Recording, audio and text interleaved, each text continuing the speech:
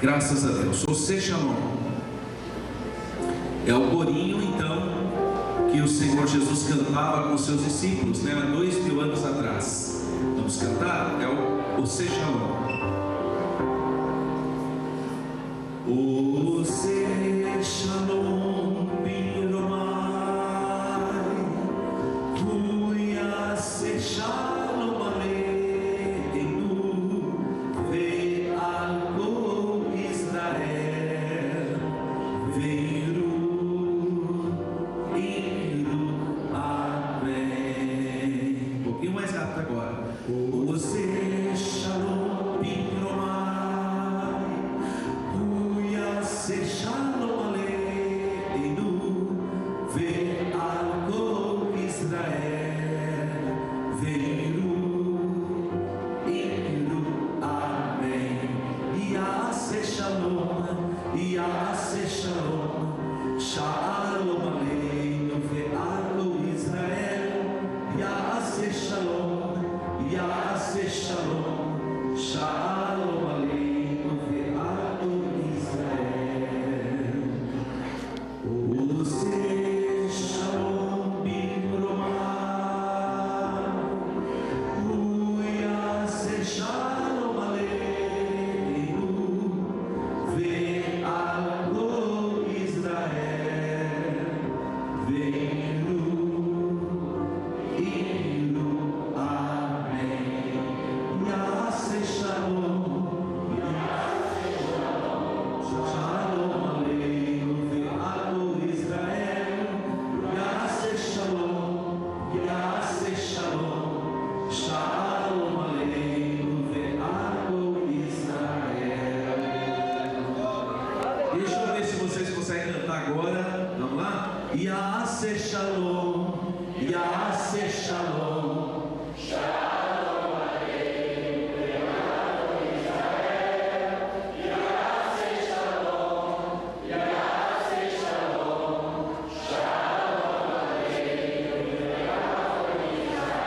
mas que bênção, pastor. Que igreja, hein, pastor? Meu Deus do céu. Nós estamos aqui, eu estou aqui, Paulo, é o terceiro dia, né? Já estão cantando em hebraico, pastor. O próximo ano que eu vim aqui, os irmãos estão cantando, estão indo na harpa em hebraico, nós continuar nessa. O próximo, irmão. Salmo 133. Parabéns, viu, irmãos, pela inteligência dos irmãos, graças a Deus. Rinei Mato. Umanaim Shevet Atingam Yehat. É o segundo corinho da página 214. Hine Matov Umanaim Shevet Atingam Yehat. Hine Matov Umanaim Shevet Atingam Yehat. Hine Matov Shevet Atingam Yehat. Hine Matov Shevet Atingam Yehat. Hine Matov Umanaim Shevet Atingam Yehat. Hine Matov Umanaim Shevet Atingam Yehat. Vamos ver os irmãos então agora? Hine Matov Umanaim Shevet Atingam Yehat. Hine Matov Umanaim Shevet Atingam Yehat. Hine Matov Shevet Atingam Yehat.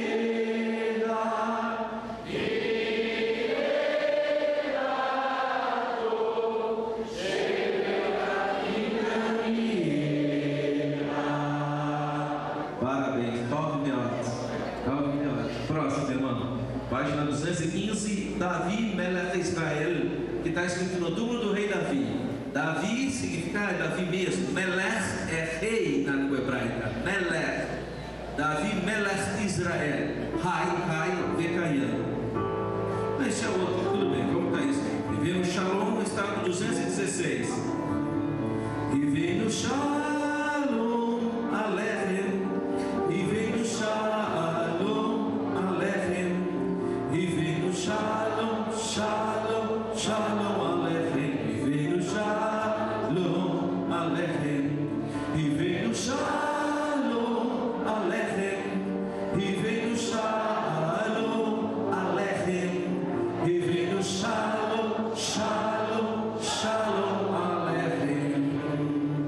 Esse corinho está na página 216 e ele diz: trazemos a paz para vocês.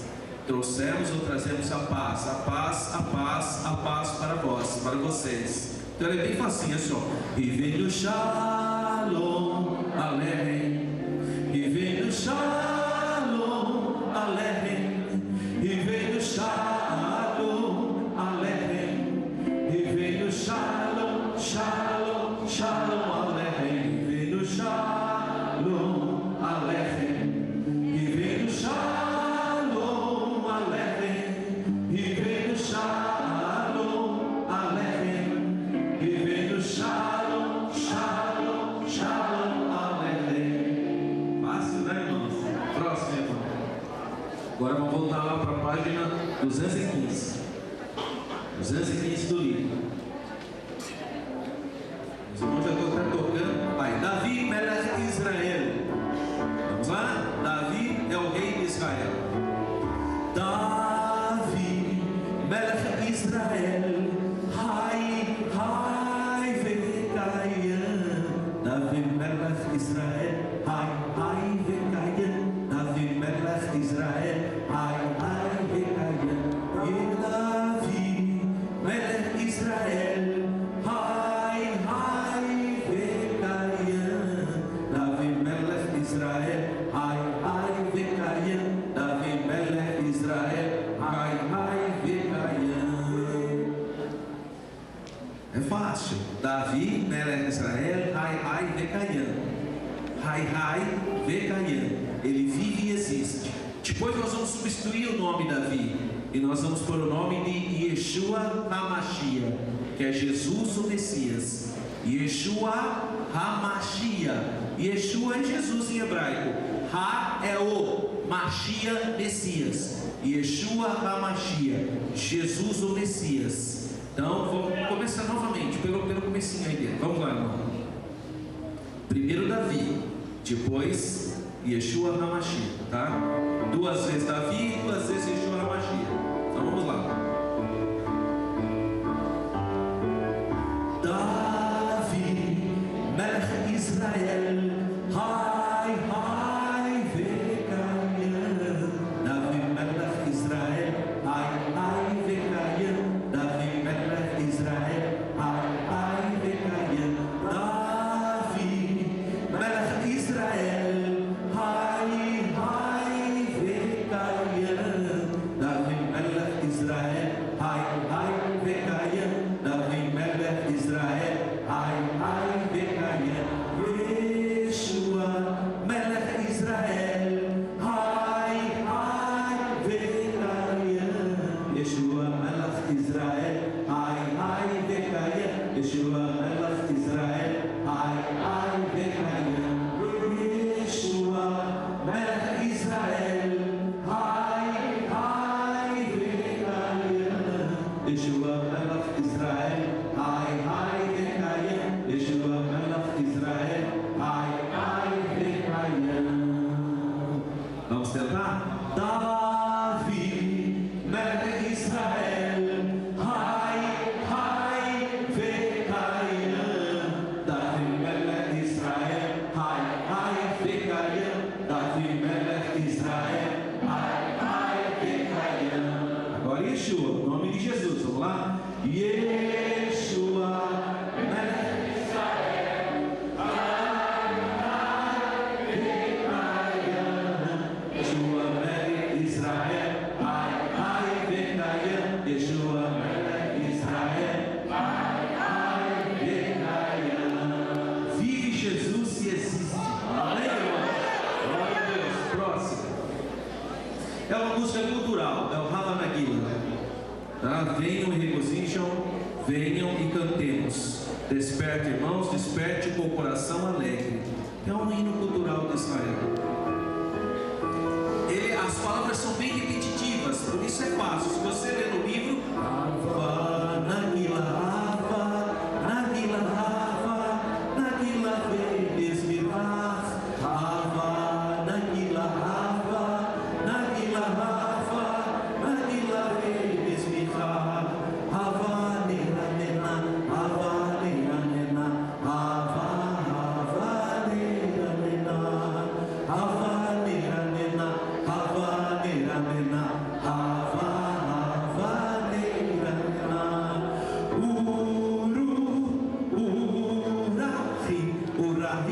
Pelechameia, Urahim, Pelechameia, Urahim, Pelechameia, Urahim, Pelechameia, Urahim, Urahim, Urahim, Pelechameia,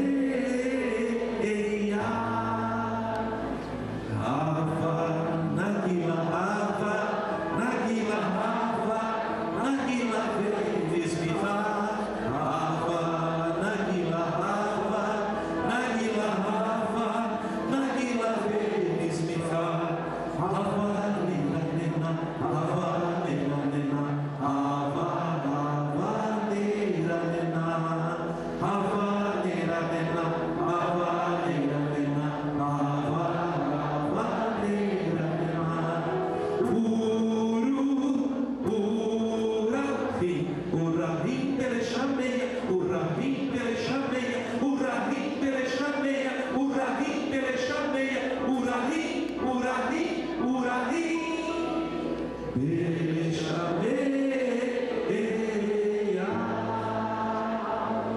Esse eu peço para os irmãos cantar amanhã, tá bom? Aí você já ouve o disquinho, né? Tá certo? E para encerrar, o hino. O próximo.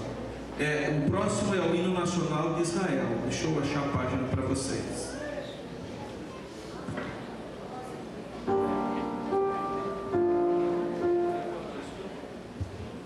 Página 165 do livro.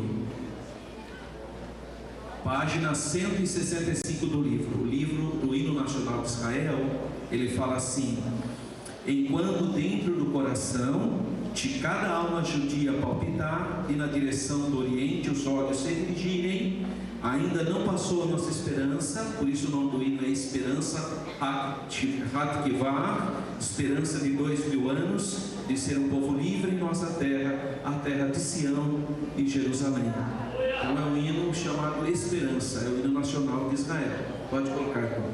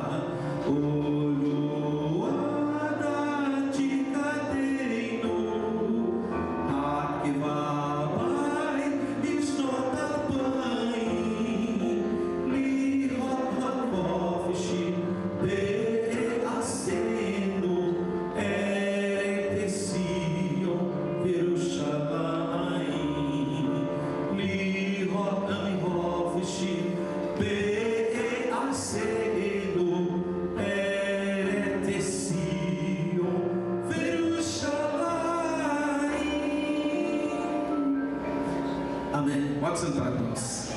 Esse é o hino nacional de Israel, tá? Tá tudo isso no CDzinho que você ganha junto quando você compra o livro. Mas acontece que alguns irmãos compraram alguns livros e não tinham o CDzinho. Mas o CDzinho chegou, né, pastor? O CD já está. Aqueles irmãos que compraram o livro e vieram sem CD, parece que são 17 livros, né? 17 irmãos compraram o livro e não veio CD nem o marcador de Bíblia. Então, o pastor chegou hoje por SEDEX, os 17 CDs e os 17 marcadores para aqueles irmãos. Eu trouxe um pouquinho a mais, porque se porventura você testou o CD na sua casa e deu algum problema, você pode trocar também, tá bom? Muito bem, feito essas considerações, nós vamos agora então sobre a eleição de Israel. Romanos aí, tá aí isso, pastor? A eleição de Israel, pergunto, pois. Obrigado, viu? Muito bem, então abra o seu livro na página de número 24. Está com o seu livro aí? Lembra que eu disse que eu ia falar e você entenderia melhor se você tivesse lido o que? Romanos capítulo 11. Então isso é importante.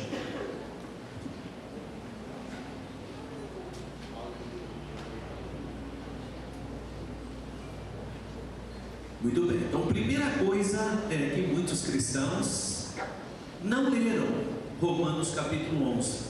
Mas não estou dizendo os irmãos daqui não, cristãos de outras denominações. Parece que não existe Romanos capítulo 11 na Bíblia deles. Sabe por quê? porque eles acham que Israel foi rejeitado por Deus. Eles falam, esse Israel não tem nada a ver, vocês estão malucos, Deus rejeitou, agora é a igreja, não tem mais nada a ver aquele povo briguento, aquele povo que só tem guerra lá, não tem mais nada a ver com a Bíblia. Mas não é isso que a Bíblia diz. Olha só o que Paulo, o apóstolo, está dizendo então em Romanos capítulo 11. Pergunto, pois, terá Deus porventura rejeitado o seu povo? Então quem não trouxe o livro é só abrir Romanos capítulo 11, né? De modo nenhum, ele responde, porque eu também sou israelita. Olha só o que Paulo está dizendo, irmãos. O que Paulo era? Ele era judeu, ele era israelita. Na verdade ele era do judaísmo, mas ele era israelita da tribo de Benjamim. Então ele está dizendo, por que ele está falando isso? Em primeiro lugar, provavelmente naquela igreja ali em Roma havia um grupo de irmãos que estavam felizes com Jesus, mas não conseguiam entender por que os judeus perseguiam tanto a igreja. E eles devem ter questionado, será que eles não estão nos perseguindo porque eles já não têm mais nada a ver com as coisas de Deus? Será que o povo de Israel foi rejeitado? Por isso que eles estão nos perseguindo? E começaram a criar um embrião dessa doutrina, chamada de doutrina da substituição, achando que Deus tinha rejeitado o povo de Israel e substituído esse povo pela igreja, formada por gentios e por judeus. Então Paulo vai ensinar os irmãos em Roma. No capítulo 11 ele fala então, olha só o que ele faz a pergunta que alguém fez, porque Paulo não tinha essa dúvida. Vocês sabem que Paulo não tinha essa dúvida. Então ele fala, pergunto pois, terá Deus porventura rejeitado o seu povo? De modo nenhum. Olha só o que ele está dizendo, Deus não rejeitou o povo, porque eu também sou israelita, da descendência de Abraão, da tribo de Benjamim. Deus não rejeitou o seu povo, a quem de antemão conheceu. Então, primeira coisa, tirou já a ideia da rejeição. Então, a resposta de Paulo sobre a afirmação de que o povo judeu tinha sido rejeitado é completamente absurda para Paulo. E se você olhar aí no livro, na página 24, ele diz assim, a declaração de Paulo no capítulo 11 da Epístola aos Romanos nos leva às seguintes considerações. Quais? Ele se referia à nação de Israel, ele fala da sua etnia. Olha só o que ele diz, porque eu também sou israelita. Ele está falando de etnia. Qual era a procedência dele? Eu sou, como que Deus rejeitou Israel? Eu mesmo sou israelita. E ele fala ainda da sua família tribal, eu sou da tribo de Benjamim. Então ele diz assim, ele fala aqui da descendência de Abraão, fala da sua família tribal, da tribo de Benjamim, e fecha a sua consideração declarando, Deus não rejeitou o seu povo que antes conheceu. Agora aos Romanos, irmãos, se você ler do capítulo 9 até o capítulo 11, ali Paulo trata da eleição de Israel no passado. Então quando ele foi eleito lá no passado, da sua rejeição em relação ao Evangelho, porque os judeus rejeitaram o Evangelho, eles são inimigos do Evangelho, eles não aceitam a Jesus como Messias.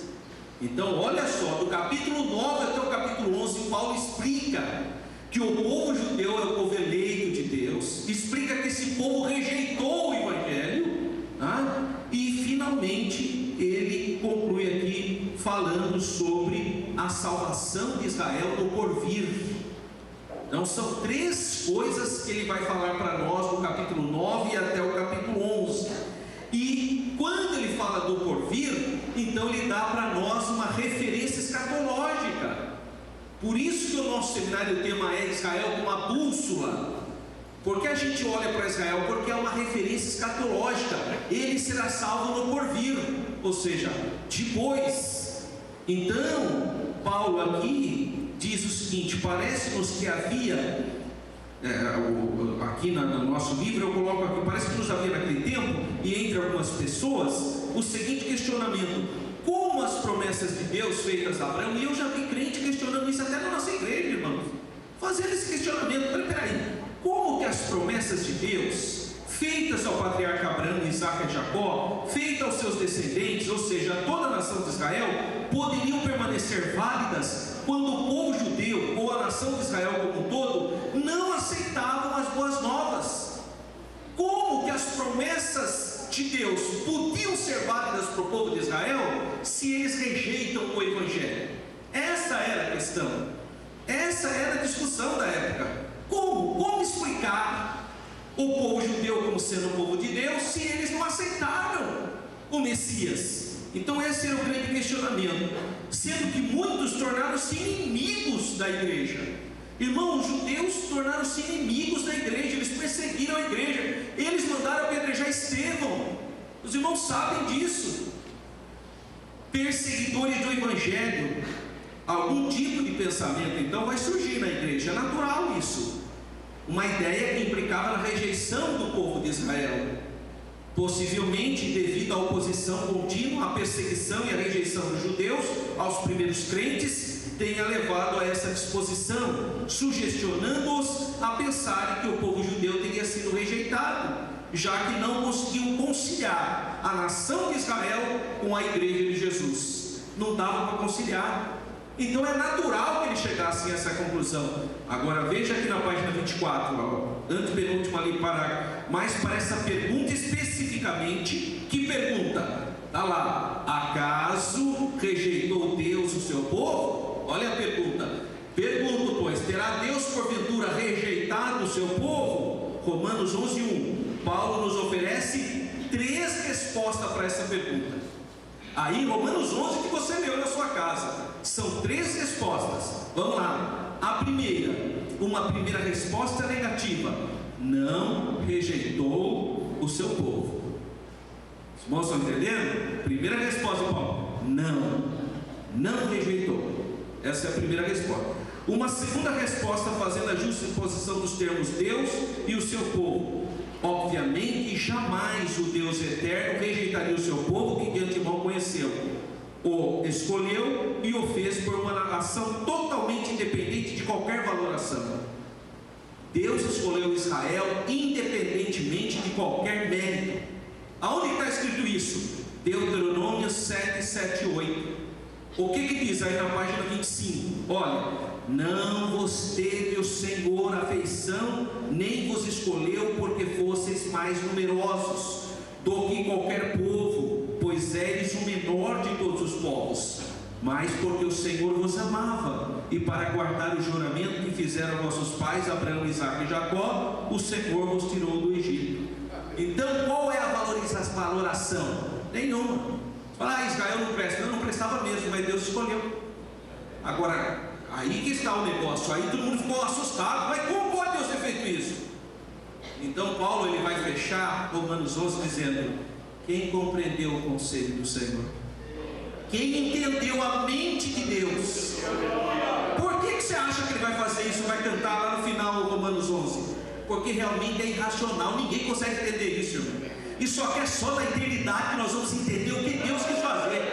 Tem coisa, irmãos, que está oculto em Deus. Eu não sei. Agora eu acredito porque está na palavra dele. Mas sim, havia sim um questionamento. Uma terceira resposta: a promessa de Deus a Israel. Ele não rejeitou o seu povo, como podemos ler a promessa da antiga aliança. Salmo 94, 14. Pois o Senhor não rejeitará o seu povo, nem desamparará a sua herança. Isso é um salmo, irmãos, uma profecia. Olha o que diz 1 Samuel 12, 22. Pois o Senhor, por causa do seu grande nome, não desamparará o seu povo, porque aprove o Senhor fazer-lhes o seu povo. Glória a Deus. Por que Deus escolheu Israel? Porque Ele quis. Irmão, um dia eu vi um pregador, coitado, mas ele não funcionava bem da cuca, né? Deram a oportunidade para ele, um moço, com toda a mocidade, e ele subiu correndo. A senhora tem um jovem que é um testemunho? Ele veio correndo. Não funcionava bem, né, João? E hoje, né? Sabe o que eu vou falar, Senhor? Irmão, eu quero ler o Salmo 23. Bravo, né? Aí leu o Salmo 23. O Senhor, meu pastor, amém.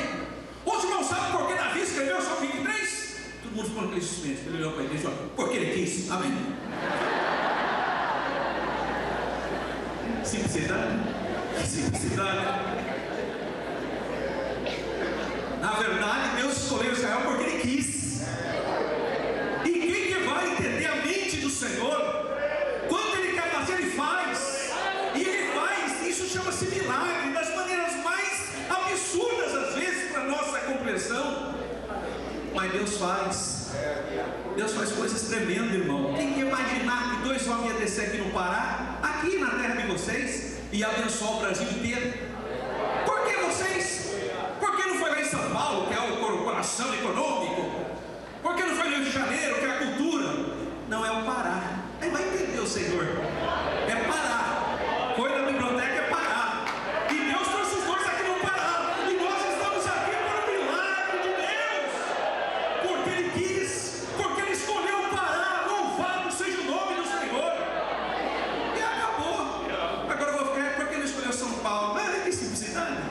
Porque Deus quis. Quis o Pará. Glória a Deus. E do Pará abençoou todo mundo. Louvado seja o nome do Senhor. Então, nós precisamos entender, de qualquer maneira, página 25, a declaração de Paulo é de enorme aversão.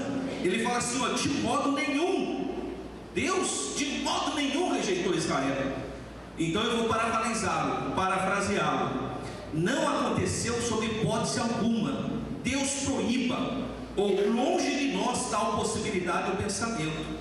Então a aversão à ideia da rejeição do povo judeu é tão forte, pois não se pode admitir que a vontade e o plano divino pudessem mudar de tal modo que aqueles que antes haviam sido povo de Deus, agora pudessem vir ser no final e totalmente rejeitados por Deus. Quer dizer, veja que absurdo. Aí nós lemos Romanos então 11:29, porque os dons e a vocação de Deus são sem arrependimento. Glória a Deus. Irmão, a gente arrepende, né? E dá aquela cabeçada, estou arrependido. A gente, né? Mas Deus não. Quando a Bíblia fala arrependeu do Senhor, aqui é uma linguagem humana para explicar o sentimento que Deus teve. Porque como a gente não encontra uma palavra, ele fala, Deus se arrependeu. Mas Deus não se arrepende. A Bíblia fala que Deus não é homem para que se arrepende, nem filho do homem. Nesse aspecto, então Deus não tem essa percepção de arrependimento. Mas a gente não consegue uma palavra para explicar isso. A gente fala, arrependeu, para as pessoas poderem entender, né? Mas os dons de Deus é sem arrependimento. Epístola aos Hebreus, capítulo 6, versículos 17 e 18. Olha, irmãos, o que o escritor aos Hebreus nos revela na sua palavra. Pelo que, querendo Deus mostrar mais abundantemente a imutabilidade do seu conselho aos herdeiros da promessa. Quem são os herdeiros da promessa aqui? O povo de Israel, irmãos. Sem ter, pois, um juramento, para que por duas coisas imutáveis, duas coisas que não têm mudança, duas coisas imutáveis, nas quais é impossível que Deus minta. E agora? Deus assumiu duas promessas para Israel, e isso é imutável, não vai mudar. Pode falar contra, pode xingar, pode guerrear, pode pular, pode ciscar, não vai mudar, é imutável. E tem a ver então com a moral da divindade. Ele fala, ele não mente, é impossível que ele minta. O que é? Nas quais é impossível que ele minta. Tenhamos a firme consolação, nós, os que pomos o nosso refúgio em reter a esperança proposta. Quais são, irmãos, as duas promessas que Deus fez para o povo de Israel? Então, se você ler com atenção aqui todo o texto, você vai entender que Deus assumiu um compromisso com o povo de Israel de ser seu povo eleito e de dar a terra de Canaã para eles. São as duas promessas de Deus. Em sua exposição teológica do capítulo 9 a 11 aos Romanos, o apóstolo Paulo elenca 3 elementos distintos de Israel no plano salvífico de Deus. Primeiramente, Romanos 9, 6 a 26, ele analisa a eleição de Israel no passado. Segundo lugar, Romanos 9, 30 a 10, 21, Paulo analisa a rejeição de Israel em relação ao Evangelho. E finalmente, no terceiro, Romanos 11, explica que o endurecimento de Israel veio em parte, portanto era parcial e temporário. Não é uma rejeição contínua. E eu vou terminar agora o capítulo 11, análise do capítulo 11, para nós adentrarmos na chamada de Israel, na chamada de Abraão. Olha aqui o capítulo 11. Veja o que Paulo então vai falar para nós, e como tem escatologia nesse capítulo 11, porque ele vai fazer a seguinte construção. Ele diz assim, no capítulo 11, versículo 12: e a sua queda é a riqueza do mundo, e a sua diminuição a riqueza dos gentios, quanto mais a sua plenitude. O que Paulo quis dizer com esse versículo? Ele está dizendo o seguinte: que quando Israel errou, ele abençoou o mundo. Eu vou repetir: quando Israel rejeitou Jesus, o mundo inteiro foi abençoado. Então, se quando Israel erra, ele abençoa, imagina você a hora que ele acertar. Imagina a hora que ele aceitar Jesus como seu Salvador, como Messias. Começa o milênio, irmão. É o que diz a Bíblia, Zacarias. Quando a igreja vir glorificada no Monte das Oliveiras, e eles olharem para o Messias, aquele que eles crucificaram, e aceitarem como seu Salvador, Satanás é preso e começa os 1000 anos de governo do Senhor Jesus em Jerusalém e sobre toda a terra. É isso que diz o versículo 12. Quando Israel erra, ele abençoa. Imagine então quando ele acertar. Aí começa a plenitude. Vocês estão entendendo a importância de nós estudarmos essa temática? E isso em Romanos capítulo 11, versículo 12. Ele diz aqui no versículo 17 um alerta para mim como igreja, para você como igreja. Ele diz assim: se alguns dos ramos foram quebrados, e tu sendo jambuzeiro fosse enxertado em lugar deles, e feito participante da raiz e da serva da oliveira, que agora é a época da graça, não te glories contra os ramos. E se contra eles te gloriares, não és tu que sustenta a raiz, mas a raiz a ti. Dirás, pois os ramos foram quebrados para que eu fosse enxertado. Está bem, pela sua incredulidade foram quebrados, e tu estás em pé pela fé. Então não se ensoberbas mais dele, porque se Deus não poupou os ramos naturais, teve que não poupe a ti também. Só que é uma exortação de Paulo agora. Ele explica primeiro: olha, irmão, Israel rejeitou, ele errou e acabou abençoando a gente. E Deus está criando através da igreja, a igreja cria um ciúmes em Israel. Isso está escrito aqui. Se você ler aqui a partir do versículo 4, você vai começar a observar que ele fala que Deus criou nessa situação uma situação de emulação, que é ciúmes. Então hoje Israel olha para a igreja e fica com ciúmes, porque esse povo aí é abençoado e nós aqui que somos povo de Deus não tem nada. Então eles estão enciumados, e Paulo vai falando isso. Só que chega num certo momento que Paulo precisa repreender a igreja, porque tem irmãos que ficaram tão contentes de saber que Deus, quando Israel rejeitou o evangelho, Deus foi lá e cortou o galinho da oliveira, que eram os judeus, e pegou você, que era o chamado jambuzeiro bravo. Olha, irmão, que árvore estranha é essa? Além de ser jambuzeiro bravo ainda. Aí pegou você e colocou na oliveira, que é Jesus. E através do sangue de Jesus, agora você é uma bênção. Agora Deus usa a igreja. Nós estamos na época da graça, é isso que ele está falando. Só que daqui a pouco ele para e fala assim: então você seja mais humilde. Olha, irmão, para de falar mal dos outros. Olha, para de falar bobagem sobre o povo de Israel, porque eles são ramos naturais. Se você sendo um jambuzeiro bravo, Deus teve o poder de te enxertar e você tem vida, quanto mais os ramos naturais. Se você que não era natural, você recebeu a bênção, imagine então o ramo natural. Se Deus pega de volta o natural e coloca, que maravilha que será? Então você seja mais humilde. É isso que ele está nos ensinando, a sermos humildes, a sempre dizer: ó, irmão, nós somos salvos pela misericórdia de Deus. Não ser exaltado, achando que nós somos superiores aos outros. Não, irmão, nós somos qualquer coisinha por causa do amor de Deus. Nós somos o que somos pela misericórdia do Senhor.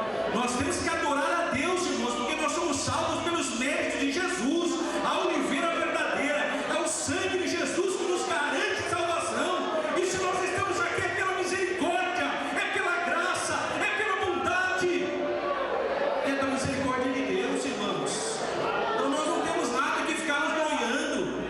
Por isso nós temos que orar por Israel. Em vez de falar mal deles, achar: não, Eles são descendentes de Abraão segundo a carne. Só que hoje tem que ligar a Jesus. Nós estamos na dispensação da fé da igreja da graça. Hoje não adianta você ser judeu, não, você tem que aceitar Jesus. Agora eu não posso dizer que eles estão rejeitados, essas coisas não. A Bíblia que fala, né? E finalmente, irmãos, o Senhor então fecha aqui o capítulo 11, nos ensinando no versículo 28. Assim que, quanto ao Evangelho, os judeus são inimigos, mas existe um motivo deles serem inimigos. Sabe por que eles são inimigos? Por causa de nós. Olha, vai entender a mente do Senhor. Os judeus são inimigos do Evangelho por causa de nós. É isso que ele está dizendo. Aqui, ó, assim que quando o Evangelho são inimigos por causa de vós. Agora, quanto à eleição, olha o que a Bíblia diz aqui, ó, amados por causa dos patriarcas Abraão, Isaac e Jacó. Está vendo, irmão? Eles são inimigos do Evangelho por causa de nós. Então, quanto ao Evangelho, eles são inimigos. Tem que aceitar isso. Se não tem, então não estão condenados nesse sentido. Mas se um deles aceitar Jesus, está resolvido o problema, porque há uma possibilidade enorme aí. Ele fala que quanto à eleição, eles são amados. Nós não podemos, nós temos que orar por Israel, orar pela transformação, pela salvação. Então muitos irmãos falam assim para mim: qual a solução para o povo judeu?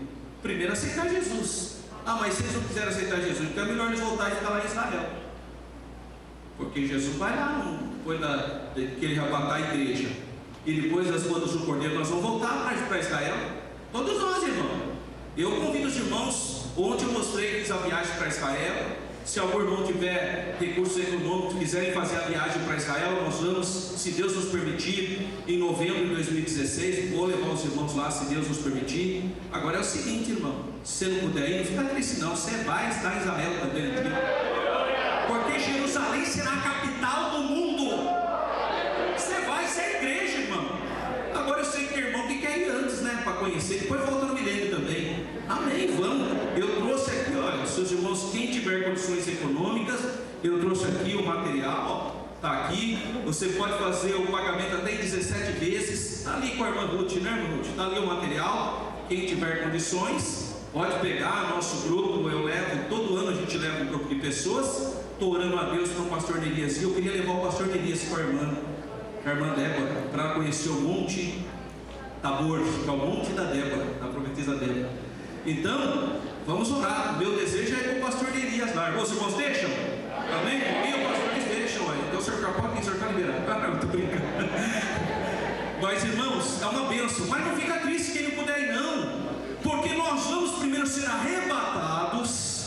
Vamos participar da bodas do Cordeiro. Vamos voltar com Jesus para o Monte das Oliveiras. E Jesus vai ser rei do trono de Davi. Nós vamos estar juntos em Jerusalém, na capital do mundo. Sabe por quê? Olha aí o que Paulo fala em Romanos 11, versículos de número Romanos 11, ainda aqui no mesmo capítulo, versículo 26. Capítulo 11, versículo 26. E assim todo Israel será salvo, como está escrito: de Sião virá o libertador, e desviará de Jacó a impiedades. Amém, irmãos? Então está aí. O capítulo 11 de Romanos é escatológico. Eu tenho que entender esse capítulo 11. Amém, irmãos? Então, quem não leu o capítulo 11, dever de casa, tem que ler, para entender por que o Israel é a bússola do relógio de Deus. Agora, nós somos sabendo separar as coisas. Então, se eu vou fechar aqui, porque terminou meu tempo, né, pastor? Ou não? Tem 5 minutos. Então, vou dar um alerta agora para a igreja. Cuidado com esses movimentos que estão se judaizando, irmão. Cuidado, porque o judaísmo de hoje está completamente desviado da época do judaísmo de Cristo, que já estava desviado. Eu vou repetir: o judaísmo que os judeus fazem hoje, 2000 anos depois, já estava fora. Na época de Jesus já estava desviado o judaísmo. Imagina hoje então. Acabou? Tanto eu não falei ontem que tinha uma das judias lá no túmulo de Raquel, rezando, acendendo velhinho, pedindo para Raquel ajudar eles. Vê se isso tem fundamento isso. Um judeu? Imagina.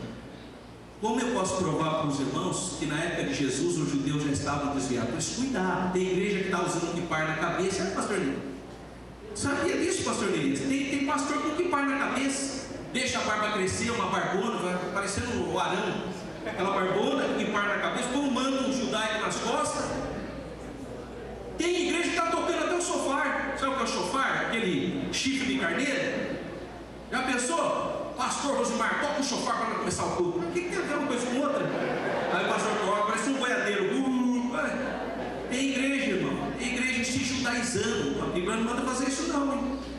Paulo fala, eu admiro como depressa vocês deixaram a liberdade que trouxe Cristo para se colocar debaixo da lei. Porque a lei acusa, a lei mata, é o Espírito que vivifica, irmãos. E nós não podemos colocar debaixo de novo do jugo da lei. Vocês têm, infelizmente, bons colégios aqui, inclusive alguns cuidados pelo adventismo. Mas o adventismo ensina o seu filho a guardar o sábado, se você não sabe disso. Depois ele vem com dúvida aqui na nossa igreja. E não aprenderam que quem guardar um elemento da lei, tem que guardar toda a lei, porque senão pega. E se eu dependesse da lei, eu era o mais miserável de todos os homens. Eu sou salvo pela graça. Eu sou salvo pelos méritos de Jesus. Jesus é o meu sábado. Eu me descanso em Jesus, irmãos. Jesus disse, eu sou o Senhor do sábado. Eu sou do sábado do Senhor. Agora tem gente que está atrás disso, irmão, porque ele precisa fazer alguma coisa. O ser humano é terrível. O ser humano quer fazer alguma obrinha para ser salvo. Eu vou ler aqui para você o que Jesus fala. Mateus capítulo 23, versículo 15.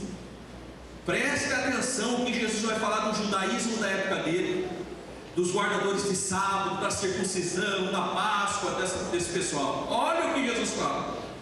Abriu aí sua Bíblia? Mateus 23, 15.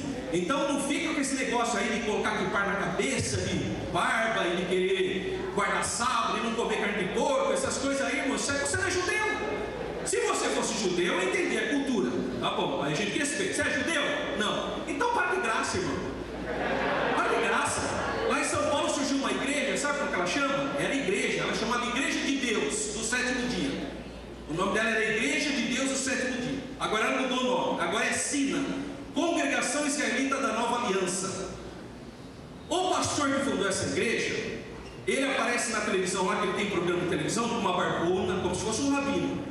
Abre a Torá, falando umas palavras hebraicas lá, e aí fala assim, aí aparece debaixo assim o nome dele, Roshi Ishayahu, significa pastor Isaías. Mas sabe qual é o nome dele? Altair Junqueira. Ele é brasileiro, é mentiroso, está transmitindo de judeu, irmão. E o povo não sabe, e o rabino nada, irmão, eu conheço ele, é o Altair Junqueira.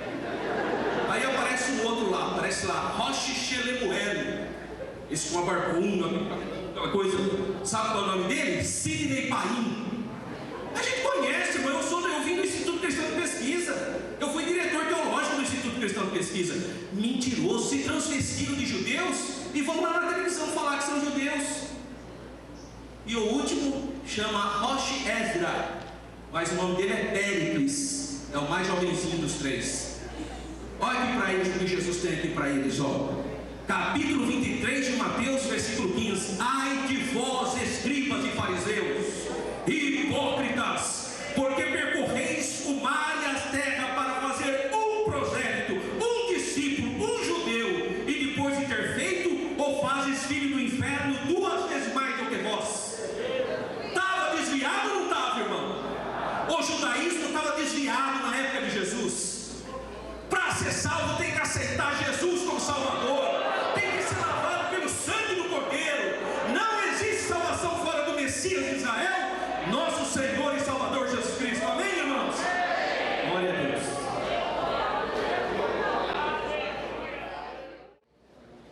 Glória a Deus. Que bom, irmãos, nós estamos aqui na presença do Senhor, né? Estou muito feliz que agora mesmo acabei de dar um abraço para a irmã Eva, do seu esposo Moelino.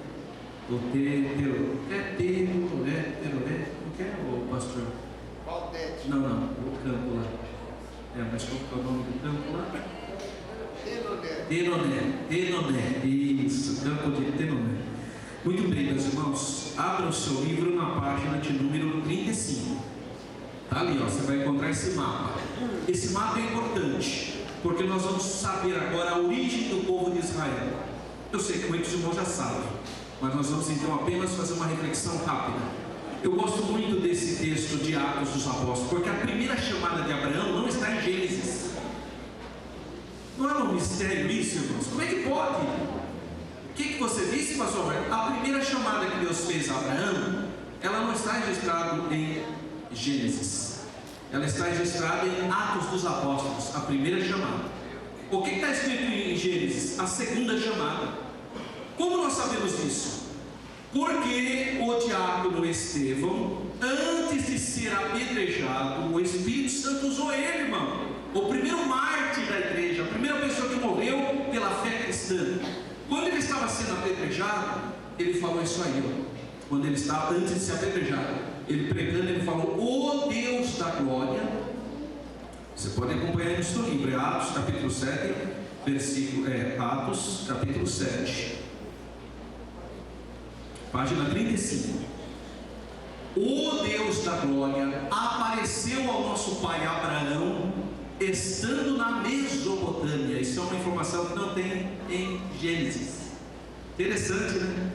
O Deus da glória, porque a Bíblia lá em Gênesis fala que ele apareceu em Arã. Pode ler, é Arã. Mas aí Estevão falou Deus da glória. Isso significa que o Senhor Deus apareceu para Abraão quando ele morava em Ur dos Caldeus. Se você olhar o mapa aqui, olha lá, Ur dos Caldeus, está no início ali, né? Ou ali na ponta, ali, Ur, aquela palavrinha Ur. Então Abraão nasceu ali. Nessa região, ela chama-se Mesopotâmia. Por que essa região chama Mesopotâmia? São duas palavras gregas. Meso significa meio ou entre, e potamos significa rios no grego. Nós temos um animal que a gente chama disso em grego, né? Hippopótamos. Hippos é cavalo. Quem chama Filipe, por exemplo, esse é o nome da realeza grega, Macedônia. Mas sabe qual é o significado?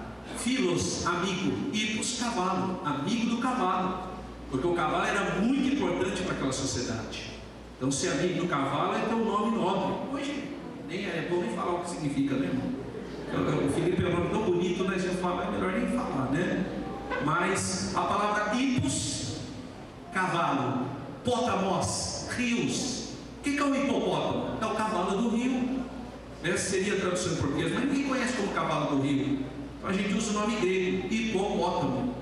Então, meso é meio entre hipótamos, rios. Então, Abraão nasceu em que região? Numa região entre rios. Que rios? O rio Tigre e o rio Eufrates.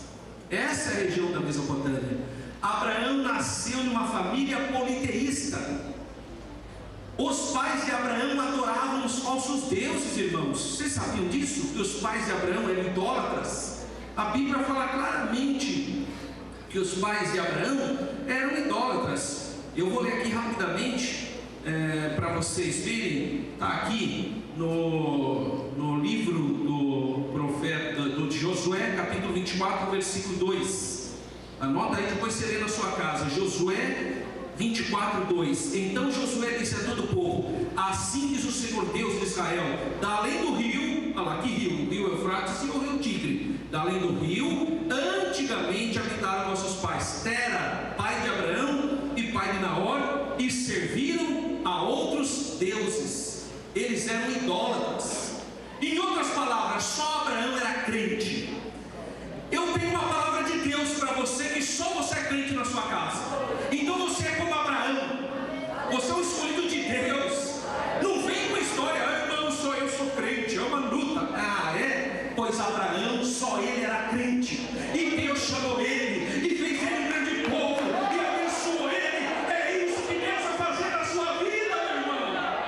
Se é só você crente, Deus vai te usar como instrumento da vontade dele lá na sua casa. Glória a Deus. Então não desanima não, viu? Porque às vezes eu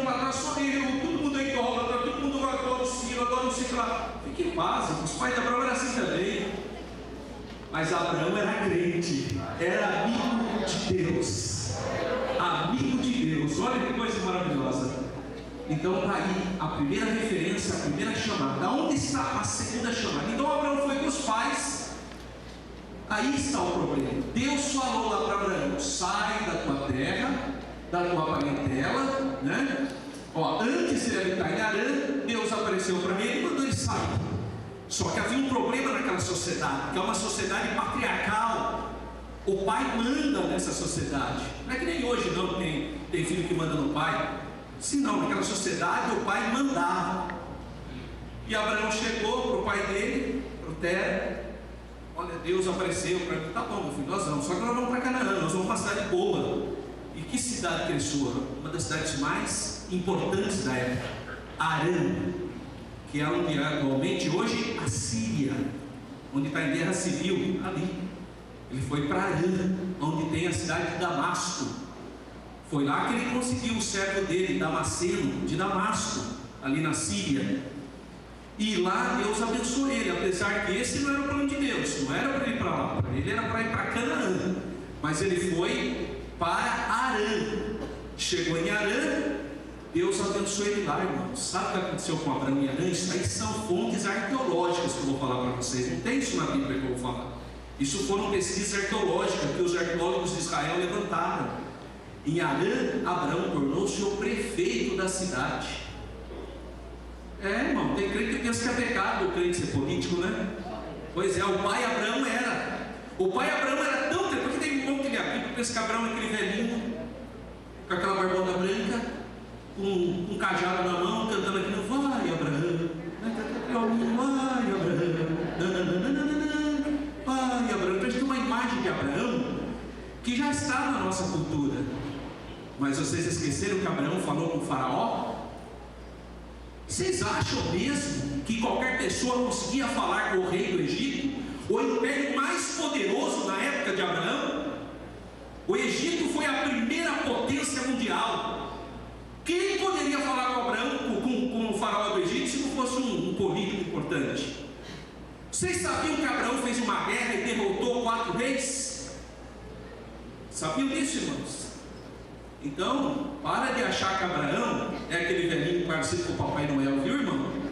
Porque ele era um homem integrado na sociedade dele. E Deus usou ele como guerreiro, como político, como pastor e como pai de uma grande nação. E Deus usa você também onde Deus te colocou.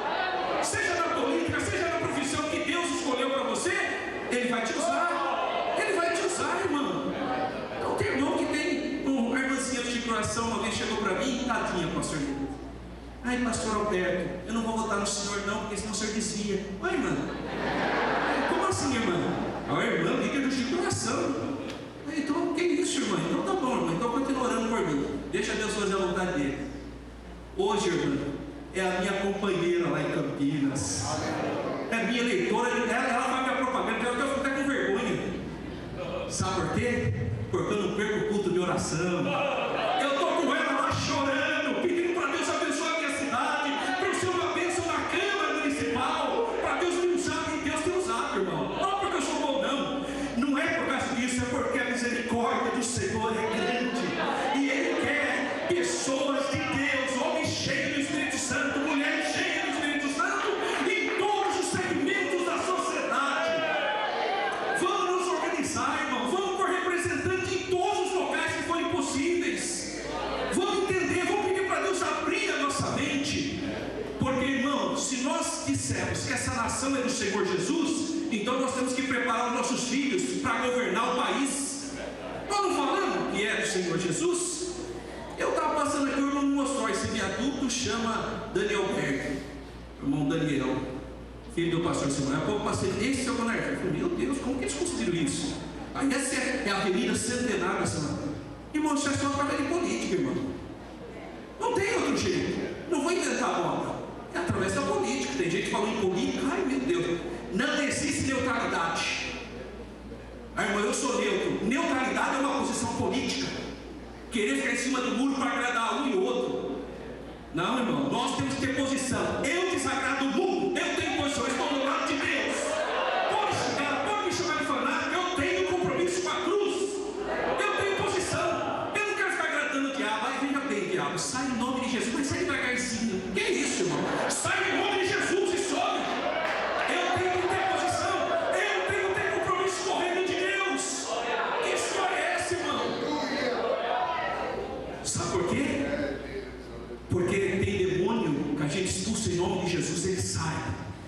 Tem demônios que é só com oração e jejum, mas tem demônio que é só com o seu voto que sai.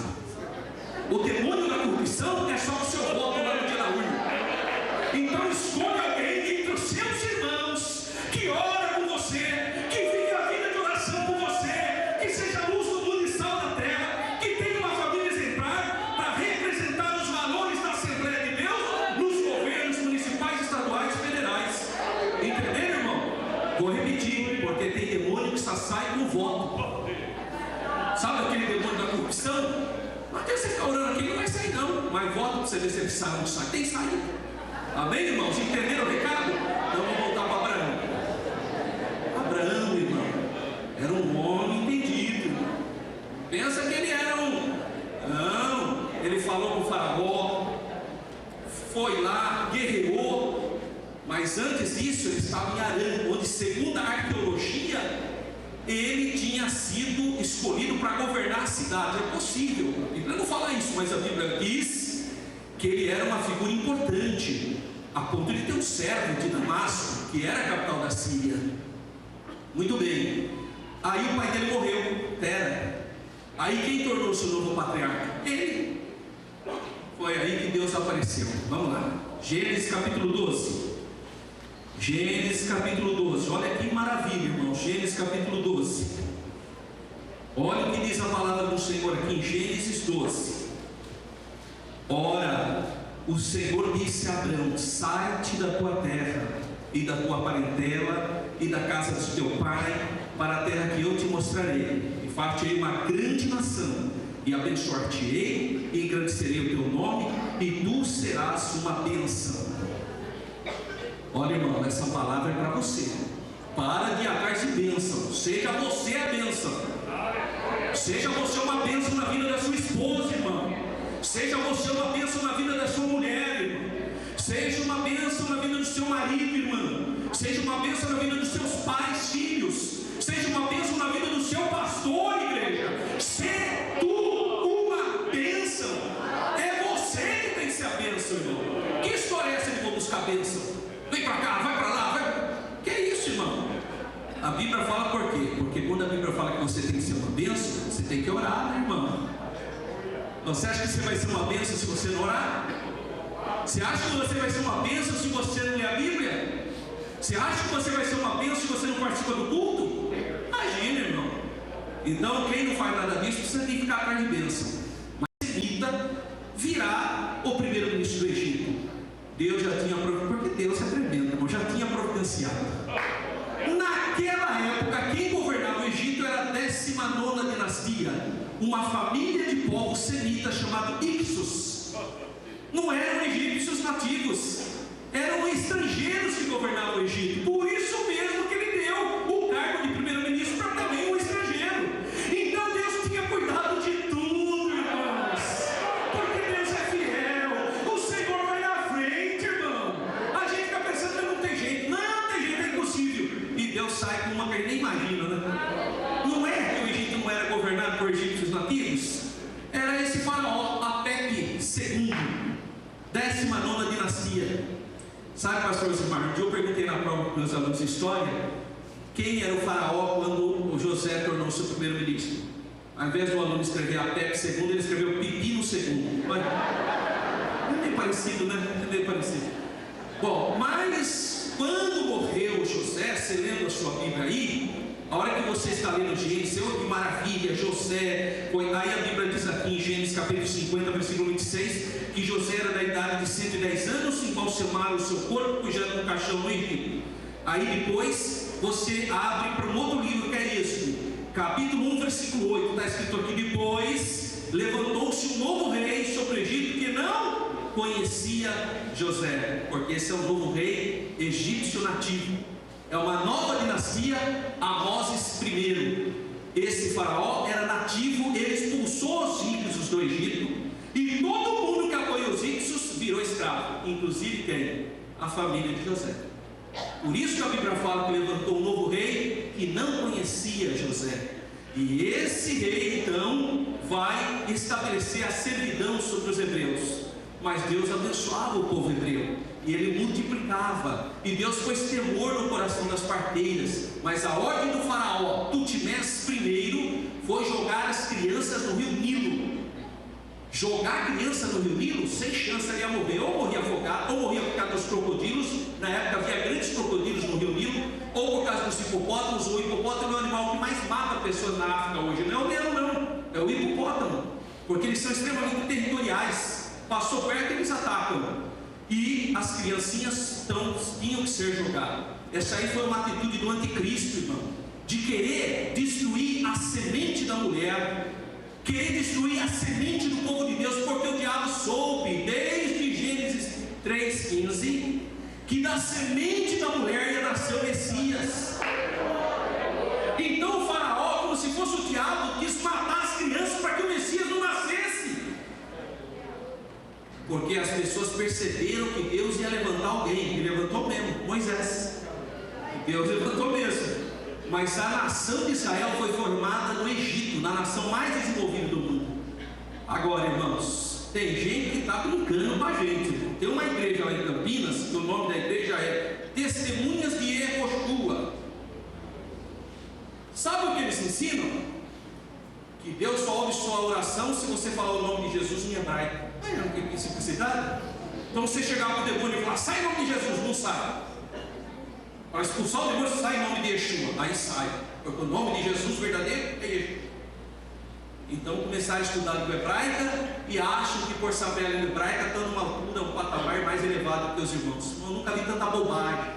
Sabe por quê? Porque a língua hebraica, ela é uma língua que passou por transformação, como todas as línguas passaram. Qual foi a língua que Deus falou com Adão? Foi o hebraico. Impossível. Impossível. Por que impossível? Porque o próprio Abraão não falava hebraico, falava aramaico. Ele vem da Mesopotâmia. Não existia língua hebraica. Eu não sei qual língua que Deus falou com Adão. Eu não sei, irmão. Mas hebraico não foi. Hebraico eu tenho certeza que não foi. Porque Abraão, que é o pai dos hebreus, não falava hebraico, falava aramaico. Ele era arameu. Ele vem de Arã, vem da região da Mesopotâmia. Então, a língua hebraica foi surgindo depois. E depois de ficarem quase 450 anos no Egito, vocês acham que eles falavam a mesma língua? É impossível, irmão. Se aqui no Brasil você fica aí 20 anos, vai em São Paulo, você já vem com sotaque de São Paulo, vai para o Rio de Janeiro, vai para... Imagina ser para um país diferente, ficar 400 anos, o que a sua família vai falar ainda português? Então a língua é dinâmica, ela muda. Então não existe língua sagrada. Essa história de que a língua de Deus, que língua de Deus? Eu nem sei que Deus precisa disso. Até parece que Deus precisa. Deus ele fala em português conosco, porque Ele é Deus. Mas Ele fala em hebraico lá em Israel, Ele fala em inglês na Inglaterra. Ele é Deus, Ele fala qualquer língua, não tem barreira. Não tem isso, irmão. E eu estou lembrando de uma coisa aqui muito importante. Tem crente, pastor Nerias, que fica falando assim, aqui não tem. Espero que não tenha. O pastor Nerias não me visita. Os irmãos me abandonaram, ninguém me visita. Tem crente que fala isso. Mas eu quero dizer para você que Deus visitava Adão todo dia. Todo dia Deus visitava Adão. Só que ele pecou a mesma coisa. Não é impressionante? Então não é a visita do pastor Nerias que vai fazer você pecar menos. É o temor de Deus na sua vida que vai fazer você pecar menos.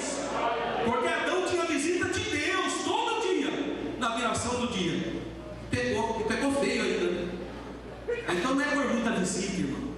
Cada crente tem que ser um altar de adoração. Isso significa sacerdócio individual, vosso povo eleito, sacerdócio real. Entra no seu quarto, rasga o seu coração diante de Deus. O Espírito de Deus vai te guiar em toda justiça, em toda verdade, em todo juízo. Essa é a perspectiva bíblica. E meus irmãos, Moisés foi criado, como os irmãos sabem, na corte egípcia. E Moisés é o símbolo também do libertador. É o símbolo também do Messias, simbolicamente.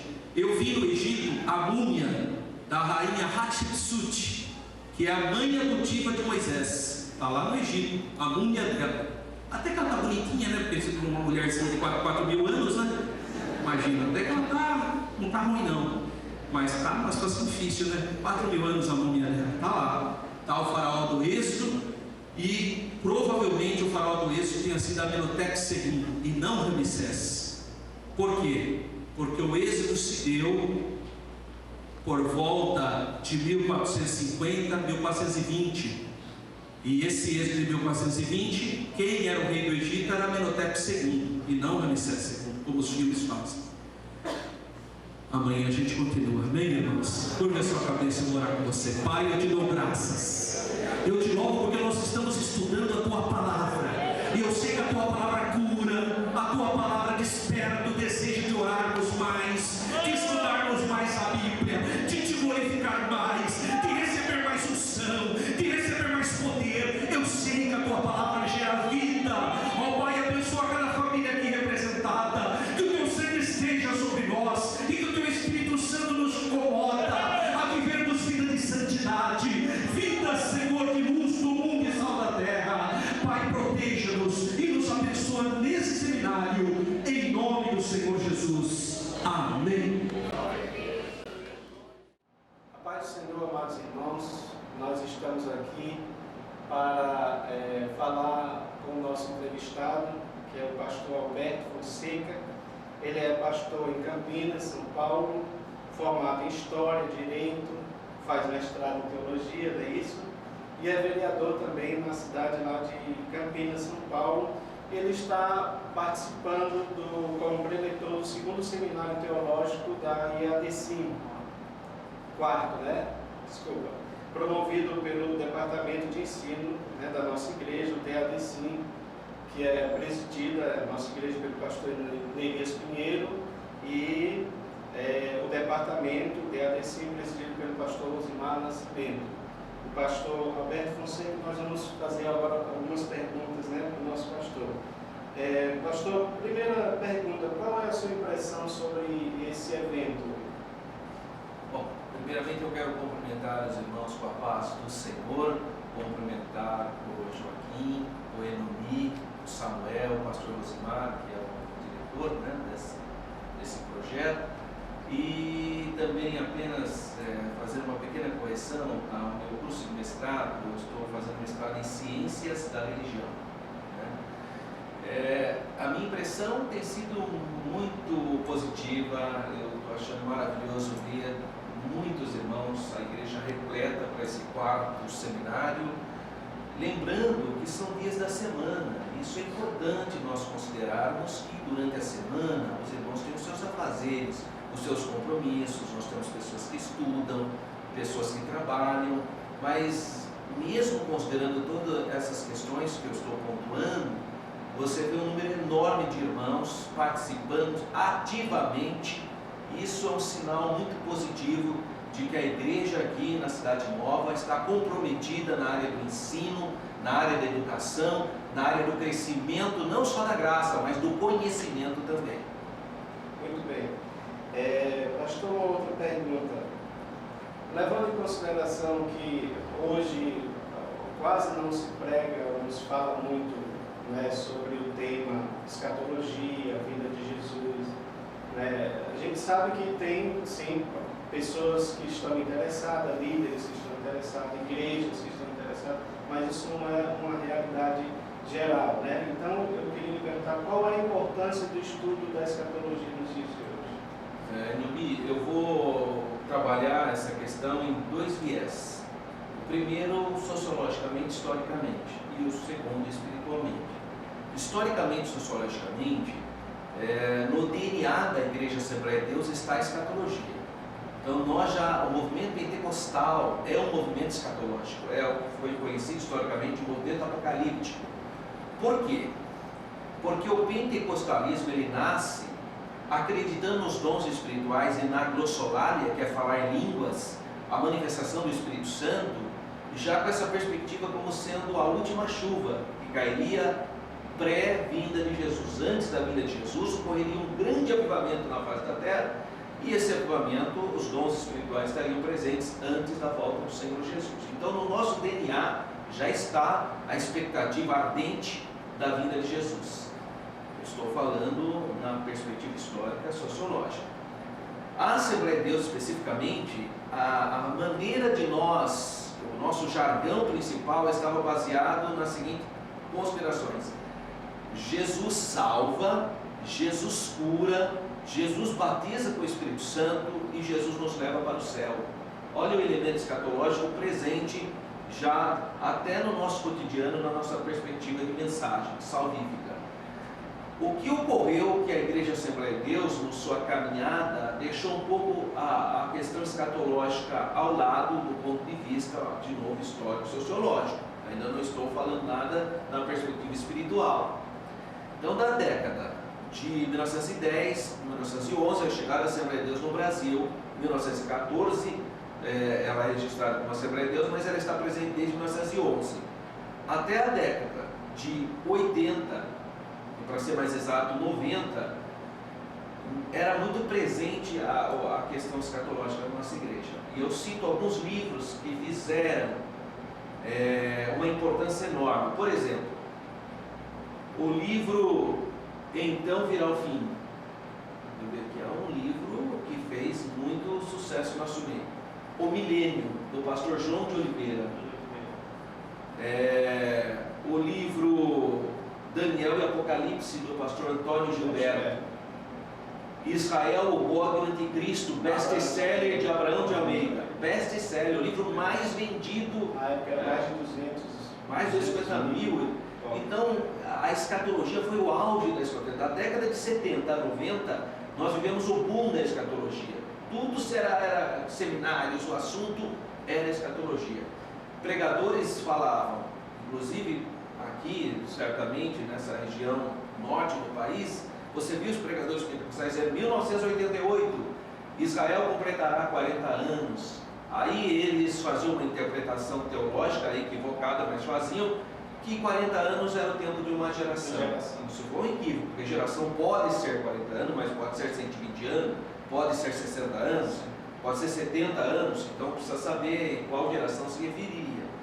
Então tudo isso criou um clima enorme da escatologia, mas quando chegou em 1988, não aconteceu nada. Eu lembro de pregadores que eu mostro na televisão dizendo que ia começar o ano sabático, uma série de... Não ocorreu. Isso trouxe, de alguma maneira, eu ainda estou no campo da história e da sociologia, diminuição, né? Houve uma certa falta de crédito, vamos dizer assim, nessas temáticas. E seguidamente surgiram movimentos neopentecostais trazendo uma novidade chamada teologia da prosperidade. A teologia da prosperidade, essencialmente, ela é anti-escatológica. Por que ela é anti-escatológica? Eu estou toda hora alertando que eu não estou falando espiritualmente, estou fazendo uma análise histórica como historiador. A teologia da prosperidade, ela prega o bem-estar agora, de imediato, é o capitalismo. E escatologia prega o quê? Coisas que vão acontecer. Entre o que vai acontecer e o que eu estou precisando agora, o que você acha que as pessoas vão escolher? A teologia da prosperidade. Então as igrejas neopentecostais vão influenciar, através da grande mídia, fortemente o pensamento do chamado pentecostalismo clássico, e aí inclui a Assembleia de Deus. Então nós vamos sofrer esse embate. Qual foi a reação da Assembleia de Deus? A reação da Assembleia de Deus foi um projeto chamado Década da Colheita. 90 a 2000, nós vamos ganhar 50 milhões de crentes para Jesus. Vamos trabalhar para isso. Mas só para eu poder ganhar as pessoas para Jesus, eu preciso entender a necessidade real das pessoas. E não era a escatologia. A necessidade da pessoa é o seu dia a dia, a sua vida cristã. Então foi dar ênfase para quê? Projetos missionários, foi onde surgiram as grandes agências missionárias, graças a Deus por isso. Família, departamento da família, departamento da escola dominical, aí surgiram os chamados departamentos. Toda a ênfase foi historicamente dado então por ganhar almas. Terminou a década da colheita no ano 2000. Inclusive, dentro da década da colheita surgiu uma coisa muito forte chamado Conselho de Doutrina na Assembleia de Deus. Por que surgiu isso? Para combater a teologia da prosperidade, G12, as novidades que surgiram por aí. Então toda a nossa energia saiu do tema que estava lá chamado escatologia e fluiu por essas outras possibilidades. E aí chegou no ano 2000, terminou a década da colheita. Então agora nós temos muitos departamentos, missões, famílias, escola dominical. vamos retomar a escatologia então, porque é a nossa esperança, está no nosso DNA. Então, mesmo nesse momento em que acabou o auge da escatologia, mesmo na década da colheita, havia os elementos escatológicos, eles estavam presentes. Essa é uma análise histórica sociológica. A questão espiritual, como que nós analisamos espiritualmente? Há perdas quando você abandona a escatologia espiritualmente. Você tem perdas, por quê? Porque a nossa esperança, ela tem que estar sob essa perspectiva da iminente volta de Jesus. Desculpa. Então, seja no momento que houve necessidade da igreja reagir, mudando a sua perspectiva ou não, nós jamais podemos deixar em segundo plano isso que está no nosso DNA. Nós vivemos o dia de hoje como se Cristo voltasse amanhã. Eu tenho que ter essa perspectiva, essa esperança escatológica da iminente volta de Jesus. Isso tem que ser a minha base principal. Vivamos o dia de hoje como se Cristo voltasse amanhã. Eu não posso perder isso, porque se eu perder isso, a minha tendência é acomodar em outras situações. A maneira de nós reagirmos contra as heresias, contra essa teologia materialista, é voltarmos para essa perspectiva escatológica da iminente volta do Senhor Jesus. Maranata. Verdade. Inclusive, assim, a próxima pergunta, né, falava sobre essa questão da expectativa da vida do Senhor, e eu sempre pensei nesse ponto da questão da teologia da prosperidade, que traz esse prejuízo de certa forma, porque aí se a pessoa quiser conquistar tudo que ela precisa conquistar, então por que ela vai querer que Cristo volte agora? É claro que ela vai querer gozar de todos os bens que tem, então Jesus, por favor, não volte agora. É mais ou menos o pensamento desse pessoal. Mas aí, voltando ainda sobre essa expectativa, eu vi uma pesquisa que mostrava que os crentes americanos, muitos deles não acreditam mais na volta do Senhor. Há aquela obra chamada Meia-Noite, né? Eles têm 2 revistas, e eu estava lendo lá um trecho, lá uma sessão que falava sobre perguntas. A pessoa perguntava assim: nós devemos esperar a vinda de Jesus hoje? Ou seja, a pessoa estava em dúvida se tinha que esperar ou não a vinda do Senhor. Nós temos uma coisa que, de novo, fazer essa análise histórica, é que os Estados Unidos, eles são evangélicos bem mais tempo do que nós. Eles têm praticamente 400 anos de evangélicos antes de nós, no Brasil. Então, tudo que chega no Brasil já passou por lá. A teologia da prosperidade já tinha passado pelos Estados Unidos, veio lá. Não te importa, muita coisa. Vem tudo, é hora que não serve mais lá, então vem funcionar aqui. E a teologia da prosperidade é isso, já tinha passado por lá, ninguém jamais acredita mais nisso, mas passou. E o que ocorreu com os Estados Unidos? Uma nação de maioria evangélica, mas que, quando ela dá ênfase para essas novidades, ela sai um pouco do foco principal. E aí esqueceram essa perspectiva escatológica. Outras igrejas tradicionais importantes dos Estados Unidos começaram a olhar tudo isso, essa parte apocalíptica da Bíblia, como simbólica. E a interpretação simbólica leva o indivíduo a achar que Jesus não vem mesmo. Leva à conclusão que não haverá milênio, não haverá nada. A interpretação simbólica, sim. E existem igrejas, inclusive no Brasil, tradicionais, que acham que é tudo simbólica. O simbolismo da Bíblia. Não vê a Bíblia como essas profecias como literais, mas uma interpretação simbólica. Então, historicamente, a gente consegue entender por que chega uma pessoa a achar: será que eu devo esperar a volta de Jesus? Porque ele está fazendo uma leitura simbólica das coisas. A leitura bíblica que nós devemos fazer, lembrando que a Bíblia interpreta a própria Bíblia, a Bíblia não é de particular interpretação, então eu não posso chegar dizendo isso é símbolo, isso não é símbolo. Essa é a sua opinião. Vou ver o que a Bíblia fala. A Bíblia está falando que é símbolo? Então, quando Jesus fala que ele vai para o Pai, vai preparar lugar, isso é símbolo? Ou Jesus está querendo dizer que ele vai mesmo para o Pai preparar lugar? Essa é a questão. Eu creio que essa é uma palavra de Jesus literal. Eu estou indo para o meu Pai, como ele foi, preparar lugar para que onde ele esteja, nós estejamos também. Então, o desejo de estar com Cristo está presente nas epístolas paulinas. Paulo fala que no capítulo 2 no capítulo 5 de 2 Coríntios, 1 a 10, ele fala que enquanto estamos nesse corpo, estamos ausentes do Senhor na sua plenitude. Ele fala isso, que nós temos esperança de uma casa não feita por mãos humanas, mas uma casa eterna nos céus. Por isso que nós estamos sempre aguardando, estamos com essa expectativa. O Paulo fala que estar com Cristo é muito melhor. Tenho vontade de partir, mas devido às necessidades ainda na terra, estou aqui, mas eu tenho vontade de estar com Cristo porque isso é muito melhor. Então há uma esperança escatológica na teologia cristã, em todos os evangelhos, em todas as cartas e epístolas, e Apocalipse é o auge de tudo isso, porque Apocalipse ele fecha evocando a volta de Jesus. Ora, vem Senhor Jesus, Maranata. Então o crente que lê a Bíblia e acredita na palavra de Deus não pode ter essa percepção, essa pergunta, essa falta de fé, mas eu entendo isso. Essa falta de fé está ligada a uma tradição evangélica de simbologia, que leva a pessoa a achar que tudo é simbólico. Não é simbólico, você tem que ler a Bíblia, orar a Deus, e essa é a vitória da Reforma Protestante. Quando se propôs a Reforma Protestante, se diz o seguinte: só a Bíblia, só Jesus, só a fé, só a graça, e a Deus, só a Deus a glória. Nós precisamos retomar isso. Então tem um monte de igreja protestante que precisa passar por uma nova reforma, retomar a base da Reforma Protestante. Qual é a base? Só a Bíblia. Acreditar na Bíblia como palavra de Deus, como uma eficaz palavra de Deus. E se eu acredito na Bíblia como eficaz palavra de Deus, não tem jeito de eu não aceitar a volta iminente de Jesus. Pastor, uma outra pergunta aqui ainda dentro desse ponto sobre a volta de Jesus, né? Nós somos dispensacionalistas, é isso? Acreditamos na vida de Jesus antes da tribulação.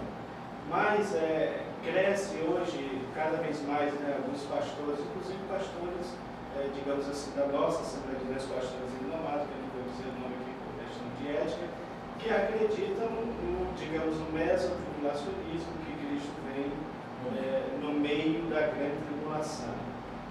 Ainda que não seja uma questão assim, dogmática, mas o que o senhor acha a respeito disso? Muito bem, eu acho importante, Enomi, você pontuar isso, Joaquim, por quê? Bom, em primeiro lugar, nós temos que entender então a nossa doutrina. O que nós acreditamos como Assembleia de Deus? Se você é da Assembleia de Deus, você tem que acreditar no que a Assembleia de Deus diz. Ou então você vai para outra denominação. Então, não importa se o pastor é renomado, ou ele crê no que a Assembleia de Deus propõe, então ele não representa a Assembleia de Deus. Nós cremos os 14 pontos de doutrina que está exposto no Mensageiro da Paz e em outros livros, como nos livros convencionais.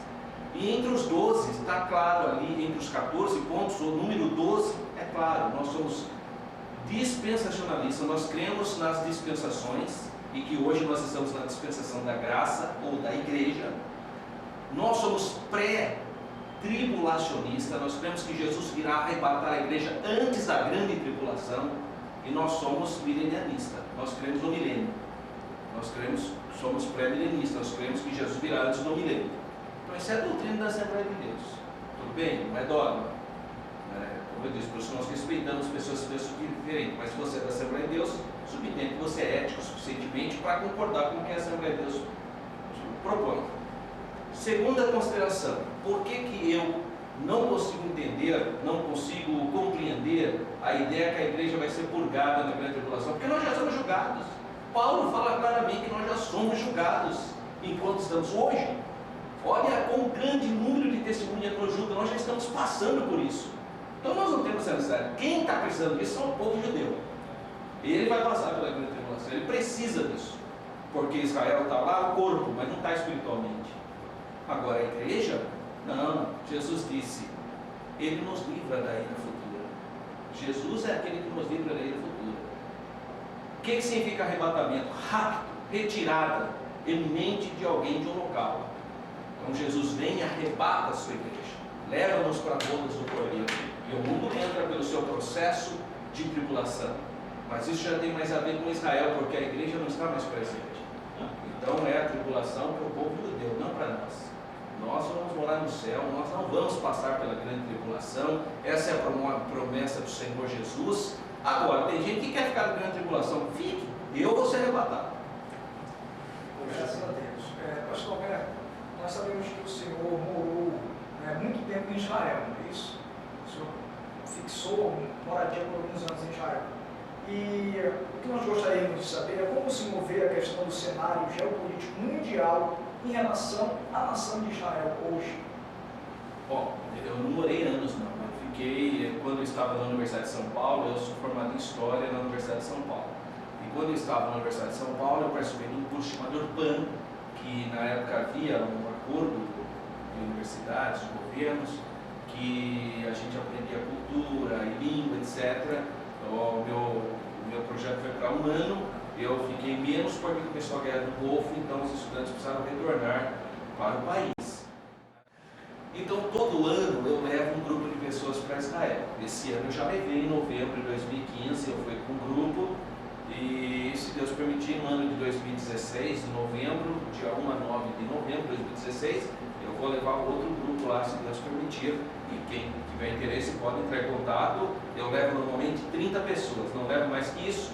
Como professor eu sei como funciona você uma classe com mais de 30 pessoas, né? Então, como a gente quer dar qualidade, a gente faz isso. Como eu vejo geopoliticamente?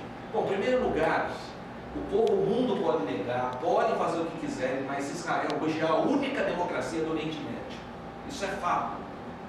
Podem falar de antissemitismo, pode falar que Israel trata mal o palestino, pode falar o que você quiser. Mas Israel hoje é a única democracia do Oriente Médio. Não tem democracia no Oriente Médio.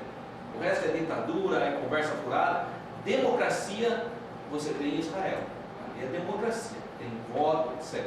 Então esse é um ponto. Segundo, as nações árabes que estão em torno de Israel, as que têm a sua ideologia ligada a uma interpretação radical do Alcorão e das suas expectativas em relação ao povo palestino, odeiam Israel. Desde o governo secular de Nasser até o atual presidente do Irã, o Ayatollah do Irã, tem desejo de extirpar a nação de Israel. Mas a Bíblia fala sobre isso, que os filhos de Amon, que os árabes locais têm ódio do povo de Deus. Então a Bíblia fala isso. O Salmo 50, não me recordo o Salmo, mas tem um Salmo especificamente que fala sobre esse assunto. São inimigos de Deus e do seu povo. Então essas são perspectivas. E as nações como Europa, Estados Unidos hoje, elas são muito sensíveis ao poder da economia árabe, que é o petróleo. Então, hoje você percebe na intelectualidade, no modo geral, pessoas muito criticando Israel.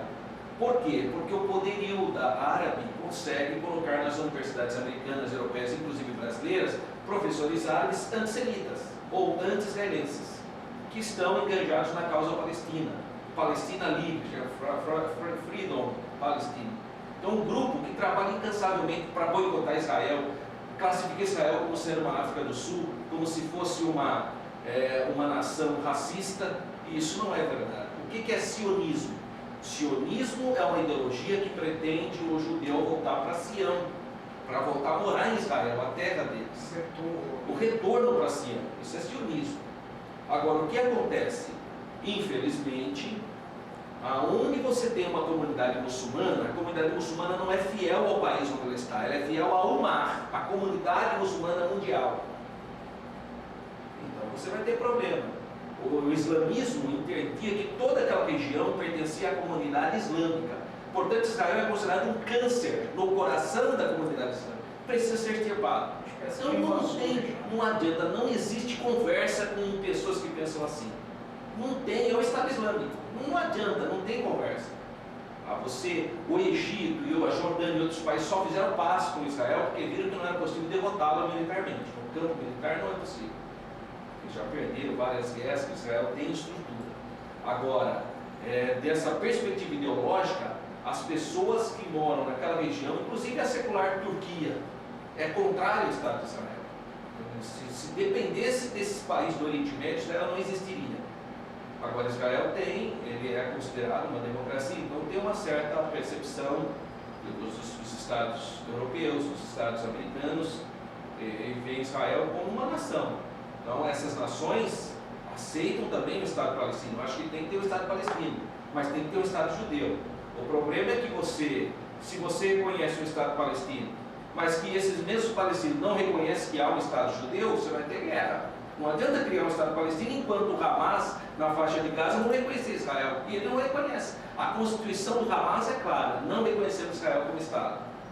Então, geopoliticamente, Israel é muito importante, já foi muito importante na época da Guerra Fria, até a década de 80.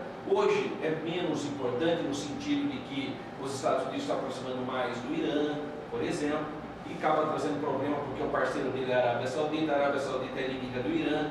Então você tem uma série de problemas no Oriente Médio. É complexo aquilo. E só tem uma solução para o Oriente Médio. É quando Jesus vier impor o seu reino milenar. Israel não vai ter paz enquanto o Messias não voltar. E o profeta Zacarias profetiza que ele voltará e colocará os pés dele sobre o Monte das Oliveiras com a sua igreja glorificada para iniciar o reino e as promessas das profecias de Jeremias, de Isaías e outros profetas sobre o reino do Messias.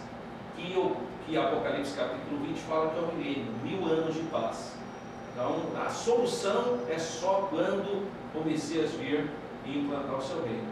Não existe solução geopolítica. Pastor Roberto, não seria certo dizer que esse conflito árabe-israelense seria a manifestação do espírito do anticristo já na terra, no mundo?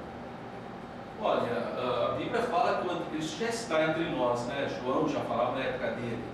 Então, é possível você fazer essa leitura, obviamente é uma leitura espiritual, com base nas Sagradas Escrituras, dizendo que essas manifestações anti-povo judeu é um sinal, sim, de que o anticristo está nesse mundo.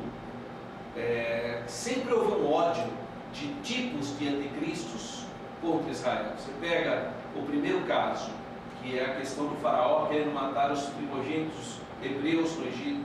Você pega o Ramã, na época da rainha Esther, querendo acabar com o povo judeu. Você pega Herodes querendo matar as crianças para o Messias não vir. Aí o Messias veio, aí aparece um Hitler querendo matar os judeus, e ainda você tem esses conflitos.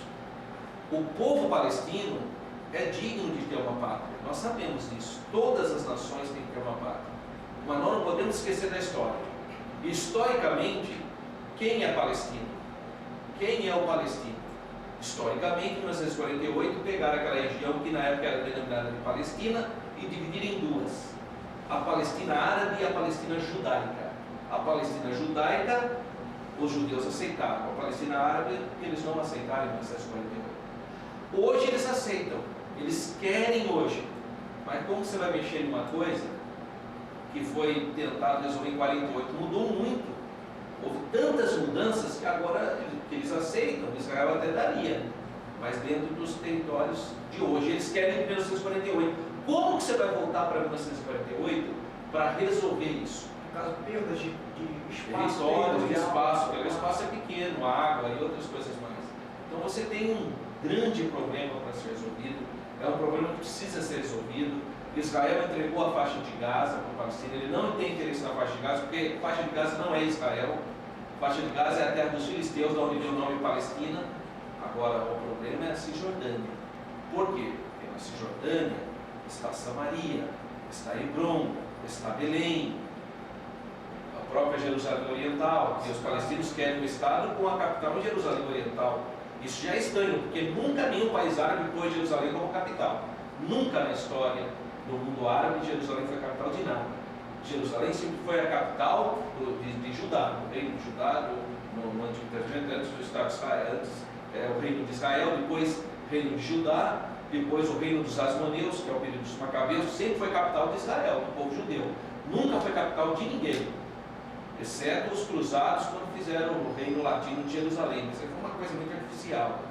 Agora, nenhum país árabe, eles governaram a região. Eles governaram a região desde o ano 700 até o ano 1517, até 1917, foram os muçulmanos governar a região. Nunca fizeram Jerusalém a sua capital, em nenhum momento. Agora, o povo judeu sempre tem Jerusalém como sua capital. Então é estranho hoje eles querem Jerusalém como capital. Esquisito. E aí esse está sendo um dos problemas. Quais são o grande conflito hoje para resolver? Faixa de Gaza é fácil de resolver. Israel não tem interesse, poderia ser Aí a Cisjordânia, aí nós temos um problema. Tem cidades ali nas Cisjordânias que Israel considera-se como parte do seu povo. Cidades históricas. E uma delas é Jerusalém. Jerusalém, hoje para Israel tem o status de Jerusalém. O que diz o status de Jerusalém desde 1967? Jerusalém é a capital unificada do Estado de Israel. E ele não acredita que ele vai abrir mão disso aí. Eles aceitam então o Estado palestino para ter a capital em Nablus, na Cisjordânia, em qualquer outra cidade que eles queiram. Não Jerusalém. Então há um conflito em questão de Jerusalém. Principalmente a questão do templo, né? Questão da esplanada, onde estão os dois monumentos importantes do islamismo, mas é o local onde é o templo judaico. Então, onde está o domo da rocha, que é aquela cúpula dourada, ali, segundo os muçulmanos, ali é o local onde Maomé subiu ao céu de cavalo e tudo, uma visão noturna dele. É um local sagrado para os muçulmanos, mas ali era o local onde estava o templo, onde teve o primeiro templo dos judeus e o segundo templo que os romanos destruíram. Então, há um conflito ali de DNA, né? De a origem. chave do conflito, na verdade. Talvez seria a chave do conflito. Porque muitos consideram dessa forma. Exatamente. Pastor Roberto, e como o senhor vê a questão do futuro de Israel em relação às profecias bíblicas? Conforme o apóstolo Paulo nos ensina no capítulo 11 de Romanos, e por isso que nós, uma das características do dispensacionalismo é separar igreja e Israel. Então nós, da Assembleia de Deus, nós não acreditamos que a igreja hoje é o Israel de Deus. Não, nós somos Israel espiritualmente, nesse momento de graça. Porque a igreja é formada por judeus e gentios. Então nós somos o Israel no sentido amplo da palavra, no sentido espiritual.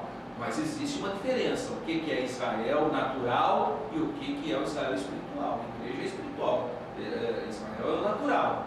E Deus fez promessa ao Israel natural. E Paulo, no capítulo 11, fala que Deus não abandonou ou não substituiu o povo judeu por outro. Não, é nesse momento, é nessa dispensação. Então, a crença dispensacionalista, ela separa Israel da igreja.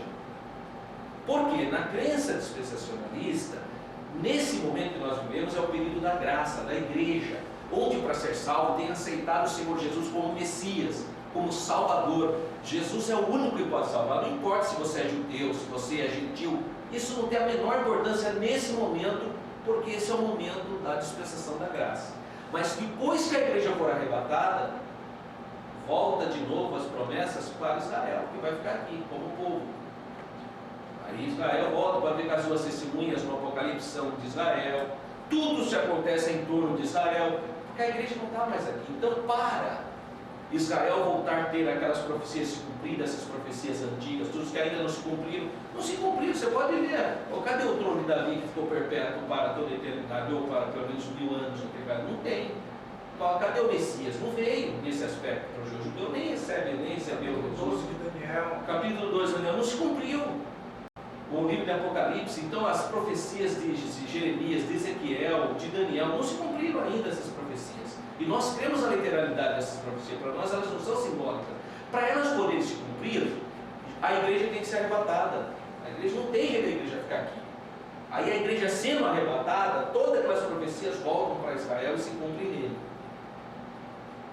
Então Paulo em Romanos 11 ele fala isso.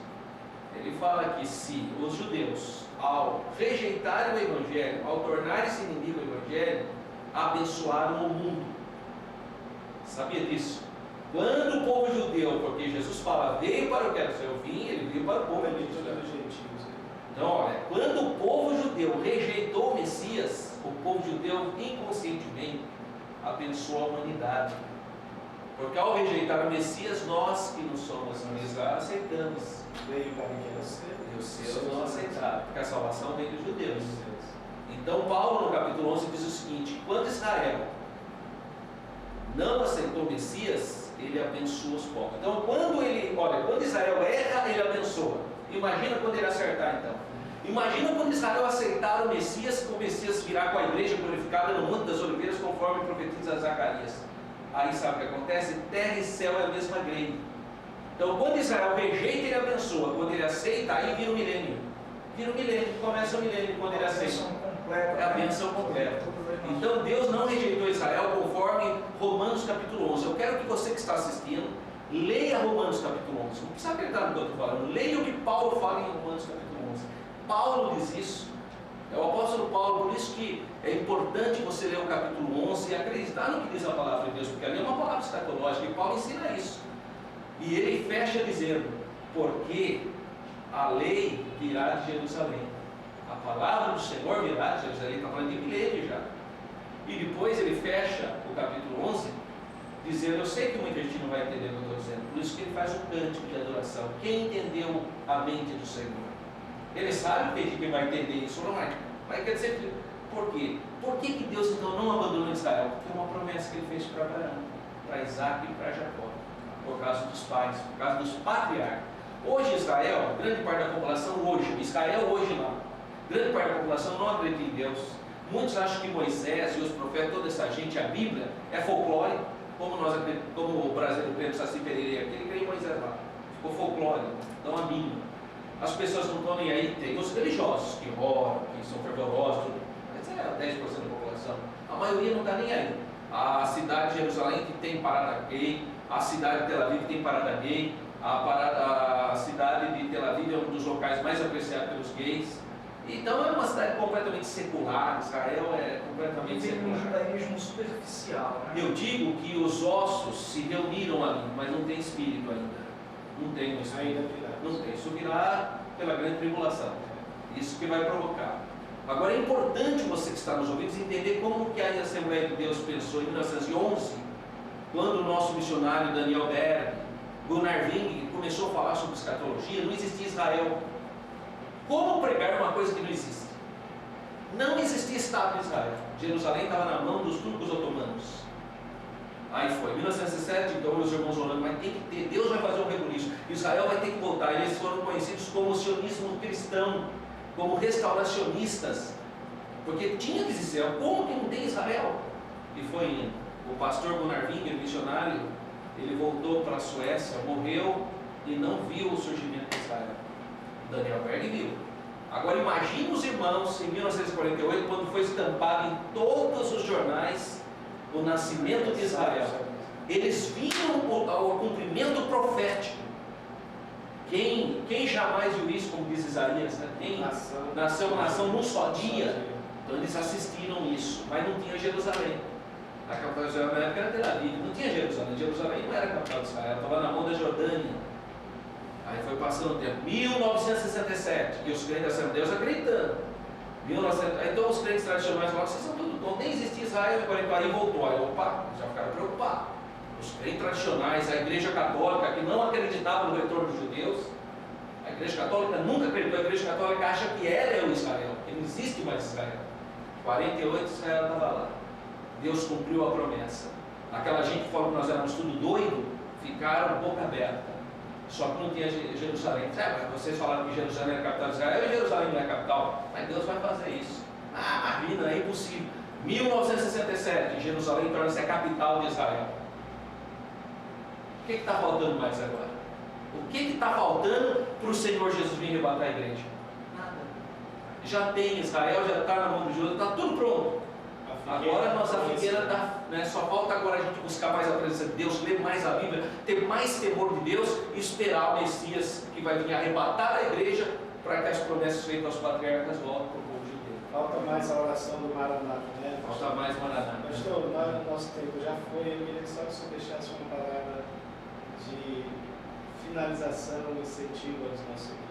Eu quero agradecer ao irmão Enomi, o irmão Joaquim, o irmão Samuel, o pastor Rosimar e toda a igreja, o pastor Nerias e toda a igreja aqui da Cidade Nova, por esse seminário maravilhoso aqui, o quarto seminário. Eu estive aqui no primeiro e pela misericórdia de Deus estou aqui nesse quarto. E quero dizer para você que está nos acompanhando, que Jesus ama você, Ele é o nosso Messias, Ele deu a vida para que nós tivéssemos vida, Ele deu um plano na nossa vida, Deus nos ama e a maior prova de amor de Deus está em João 3,16. E eu vou parafrasear esse versículo para você entender com mais facilidade. O versículo é o seguinte: porque Deus ama o mundo de tal maneira que deu seu Filho unigênito para que todo aquele que nele crê não pereça, mas tenha vida eterna. Agora eu vou parafrasear para você. Porque o Pai amou você que está me assistindo de uma maneira tão ímpar, tão sugêneres, tão especial, que deu a vida do seu único filho, o único da sua espécie, para que você não pereça, mas para que você tenha vida e vida eterna. Que Deus abençoe a sua vida, em nome do Senhor Jesus.